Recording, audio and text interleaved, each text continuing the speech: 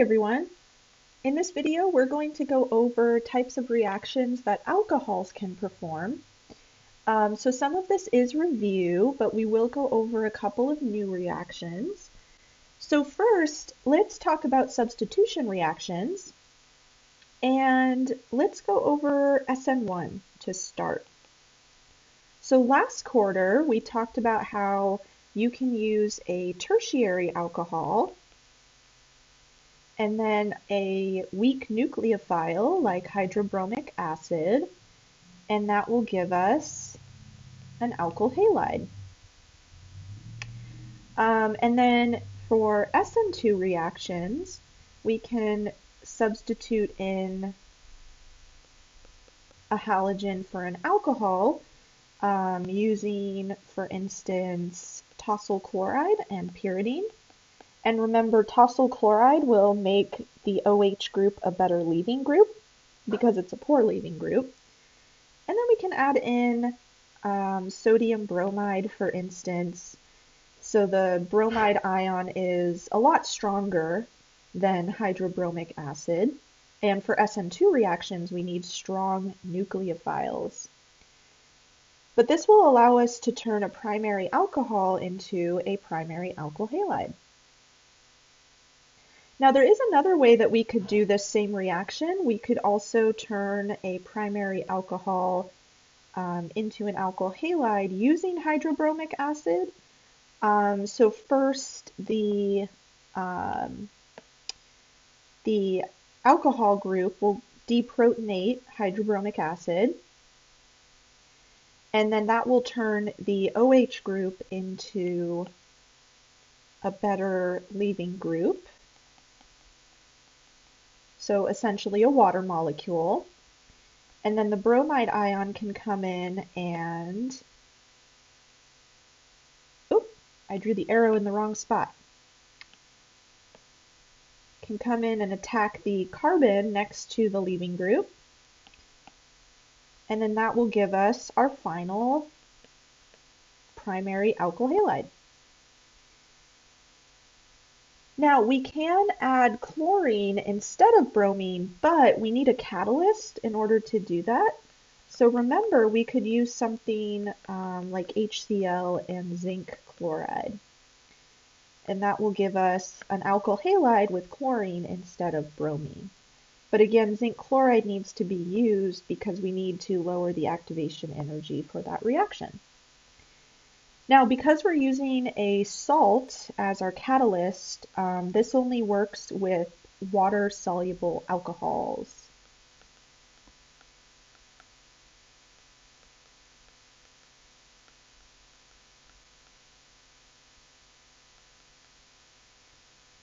So in order for the catalyst and the alcohol to be in the same layer or in the same medium, you need to make sure that the alcohol is soluble in water, because zinc chloride is a salt, so it is soluble in water as well.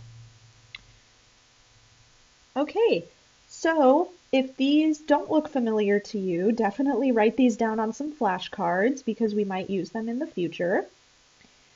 Or go back and look at your notes from last quarter. But let's look at a couple of different ways that we could make these alkyl halides. So let's look at some new reactions. So let's say we have that same primary alcohol and we want to make our alkyl halides, one with chlorine and one with bromine. All right, so to make the alkyl halide that contains chlorine, you could also use something called thionyl chloride, SOCl2, and pyridine.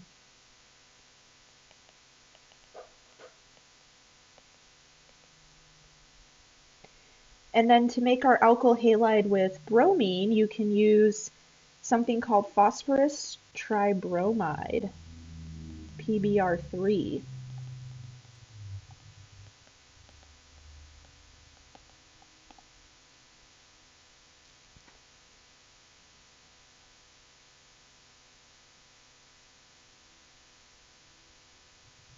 Now, these reactions work with primary and secondary alcohols. So let's just write primary or secondary alcohols.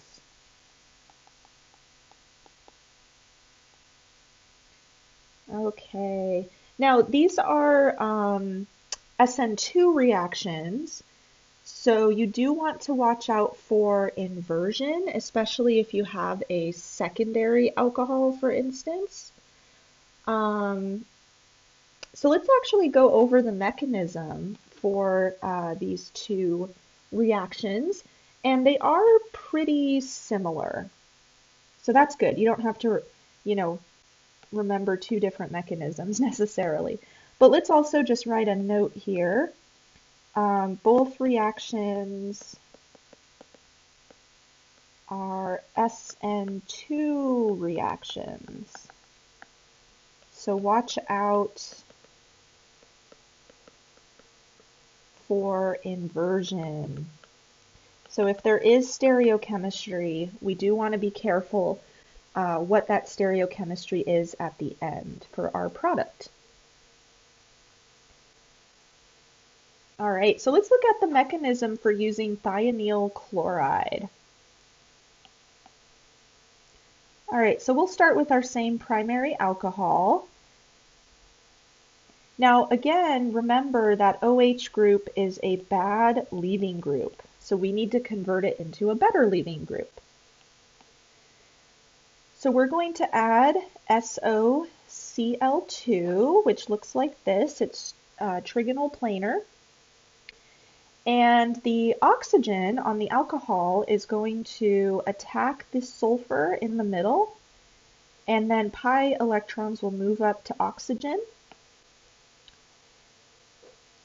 So then we end up with a positively charged oxygen from our alcohol, and then a negatively charged oxygen on thionyl chloride. Okay, now what happens next is one of the lone pairs from our negatively charged oxygen is going to move back down because one of the chlorines can leave. Now, chlorine is a relatively good leaving group, so that is perfectly acceptable.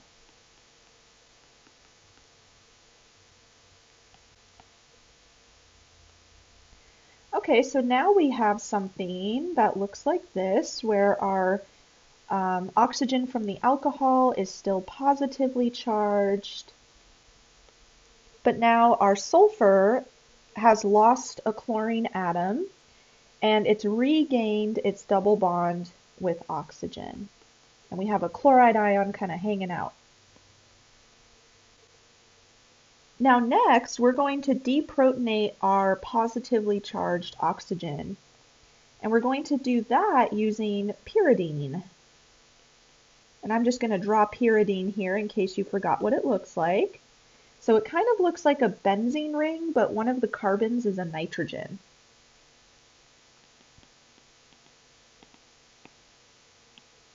And let me actually clean up that double bond there. Kind of looks like a triple bond. All right, so now we are going to deprotonate that positively charged oxygen so it becomes neutral.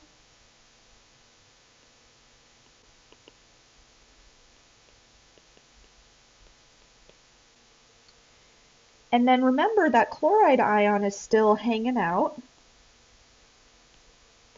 And that is going to be attracted to the partially positive carbon next to oxygen. So it's going to come in and attack that carbon. And then what's really cool is the shared electrons between that carbon and oxygen. They're going to actually form a double bond on the other side of oxygen. Now, we're allowed to do that because we still have a relatively good leaving group in our chlorine there. All right, so now what we end up forming, and this is an SN2 process, because the chlorine is doing a backside attack there. But we end up with our primary alkyl halide, and we've replaced the alcohol with a chlorine atom. And then we also end up with SO2. And we also have a chloride ion and our protonated pyridine as byproducts. Now, one problem with this reaction is that SO2 is a really smelly gas. So this can be quite a smelly reaction. But that makes sense because it does contain sulfur, and sulfur tends to be pretty smelly in general.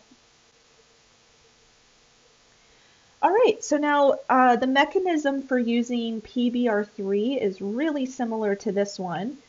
So let's look at that mechanism as well.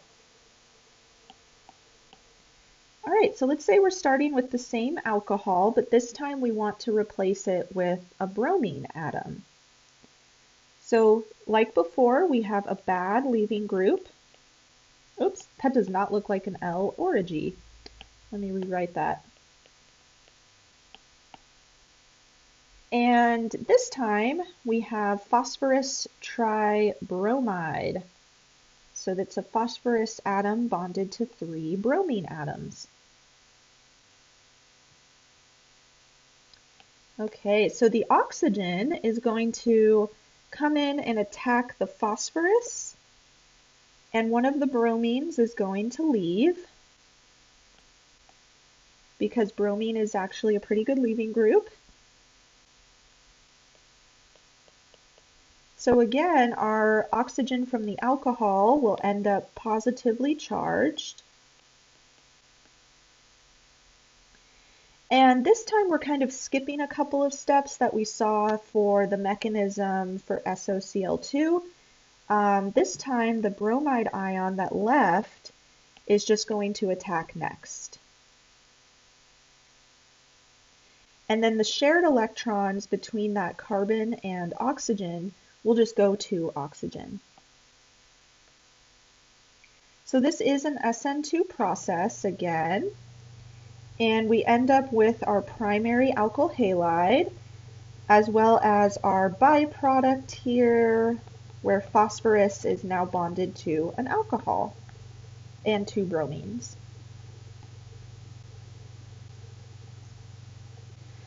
Now, the reason that this is really useful is, let's say that instead of our primary alcohol, we have an alkene with an alcohol. And we want to turn that alcohol into a bromine, so we're converting an alcohol to an alkyl halide. Unfortunately, if we add HBr, HBr could add across the double bond instead of replacing the alcohol group. So remember we said earlier we could use HBr to form our alkyl halide, but sometimes we have other functional groups present that prevent the reaction we want from occurring. So HBr could perform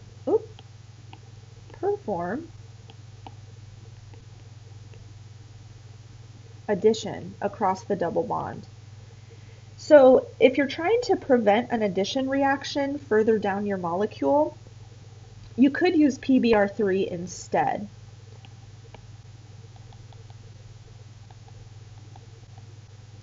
So PBr3, or phosphorus tribromide, is useful if there are other competing reactions.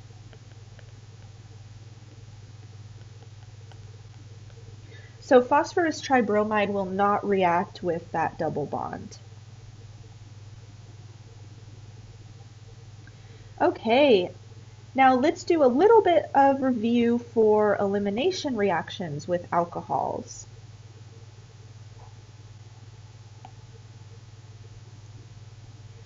All right, so remember for E1, we need a tertiary carbon there. So let's say we have a tertiary alcohol. We could perform elimination to end up with an alkene. And one way we can do that is with catalytic acid and heat. So the acid turns the alcohol group into a better leaving group, and then we can then perform our elimination. And remember, elimination reactions are favored at higher temperatures, so that's why we use heat there. Now for E2 reactions, let's say we have our primary alcohol like we saw before. In order to perform an elimination reaction here, we would first need to convert our leaving group into a better one. So we can use tosyl chloride and pyridine, followed by a base, such as sodium hydride, or maybe a bulky base like potassium tert butoxide. Just as long as they're non-nucleophilic. And then we'll get, our alkene there. So let's just make a note here. Must be non-nucleophilic bases.